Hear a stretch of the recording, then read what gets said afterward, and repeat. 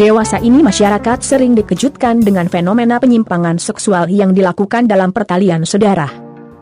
Kata incest secara etimologi bersumber dari bahasa Latin yakni incestus yang berarti tidak murni.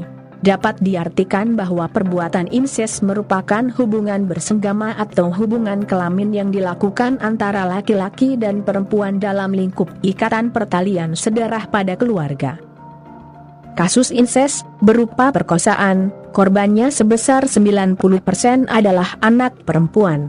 Pelakunya secara keseluruhan, 100% adalah laki-laki yang merupakan orang dekat korban, ayah, paman, kakak. Hampir semua pelaku adalah orang-orang yang tingkat ekonomi serta pendidikannya rendah. Angka ini diyakini tidak menunjukkan jumlah sebenarnya, karena masih banyak kasus incest yang tidak dilaporkan kepada aparat penegak hukum.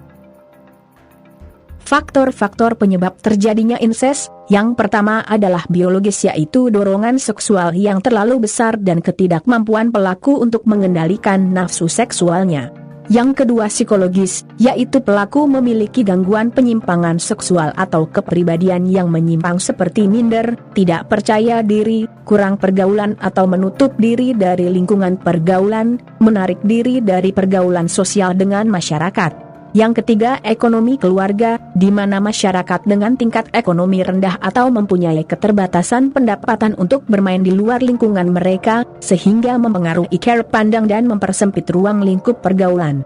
Keempat tingkat pendidikan dan pengetahuan rendah. Dan terakhir kelima tingkat pemahaman agama serta penerapan akidah dan norma agama yang tidak mereka ketahui.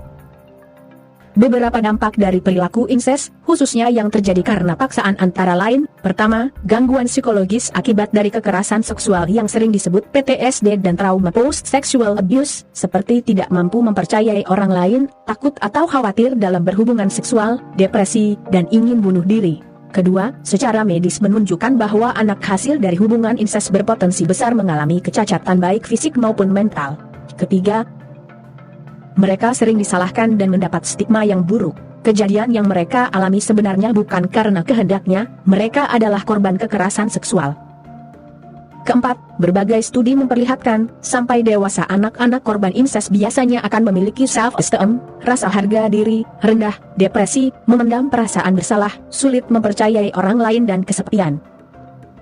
Kelima, studi-studi lain bahkan menunjukkan bahwa anak-anak tersebut akhirnya ketika dewasa juga terjerumus ke dalam penggunaan alkohol dan obat terlarang, pergaulan bebas dan memiliki kecenderungan melakukan kekerasan seksual kepada anaknya.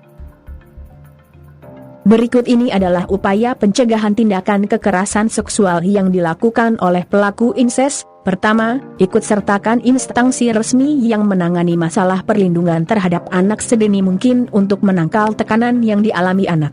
Kedua, evaluasi anggota keluarga untuk gangguan psikologis yang dimiliki dan memerlukan terapi.